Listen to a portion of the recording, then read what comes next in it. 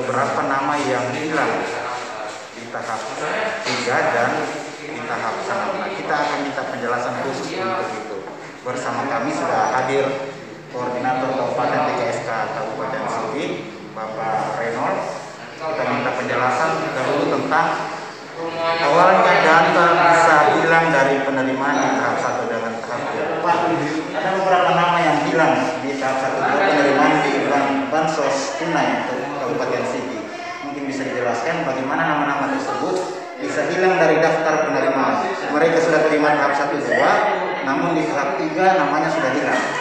Oke.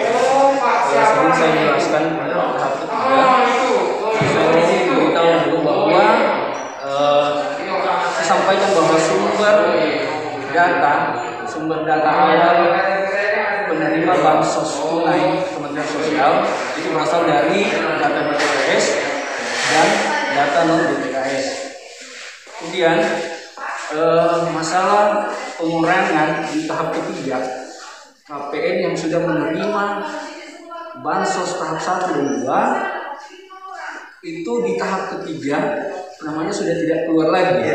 Itu dikarenakan karena ada hasil verifikasi oleh desa. Hasil verifikasi oleh desa, kemudian itu dibuat ke SK, dikirim ke dinas, dan dinas menginput untuk dilakukan penghapusan data melalui Pusdatin Kementerian Sosial. Nama-nama yang diganti, kenapa sampai bisa diganti, Pak?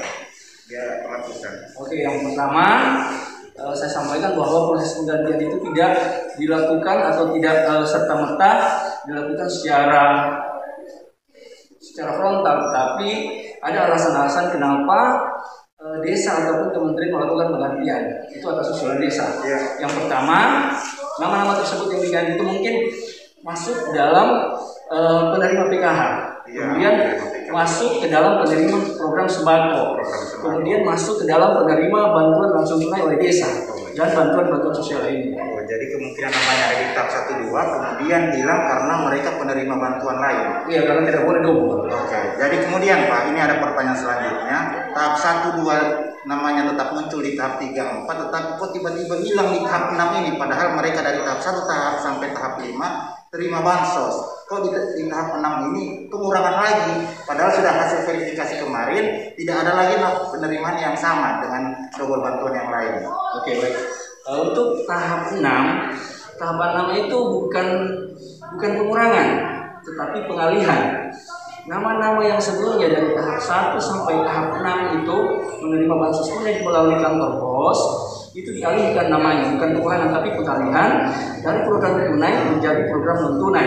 Jadi dia dialihkan ke program sembako. Program sembako. Jadi mereka mendapatkan kartu merah putih KKS, Pak ya? Iya, dia akan mendapatkan kartu merah putih, kartu KKS. Kartu KKS. Oh, jadi bukannya hilang tapi dialihkan dari penerima BSD kantor pos ke penerima sembako. Iya, bukan. Mereka tetap menerima. Iya, bukan. Apa saja yang mereka terima, Pak? Dia bukan dihilangkan, tapi dialihkan dari program tunai menjadi program non tunai. Kemudian yang dia terima melalui kartu KKS yang merah putih, yang pertama bahan pangan protein. Ya.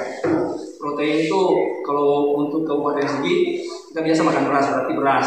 Kemudian karbohidrat berarti beras. Kemudian protein itu ada 3 macam. Dua macam protein hewani seperti daging segar, daging ayam, dan ikan segar. Kemudian ada protein nabati seperti kacang-kacangan, kemudian tahu dan tempe. Kemudian ada vitamin, sayur-sayuran, dan buah-buahan. Oh, ini penjelasannya Pak. Saya kira sudah sangat jelas. Berarti bukan penghilangan, tetapi ada peralihan. Ya, ada proses peralihan dari bantuan tunai menjadi bantuan non tunai. Nah, ini pertanyaan terakhir Pak, mengenai sampai kapan penerimaan bansos ini?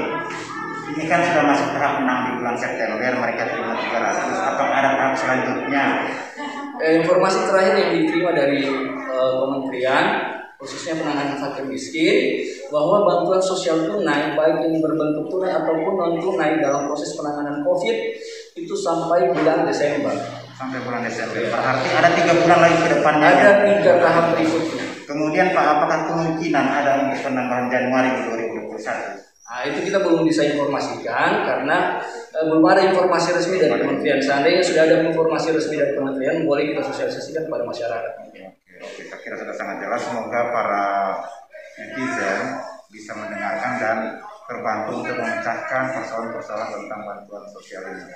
Oke teman-teman, demikian penjelasan dari Koordinator Kabupaten PKSK Tanah Ulava kepada Bapak Forkap. Terima kasih banyak. Terima kasih. Assalamualaikum warahmatullahi wabarakatuh.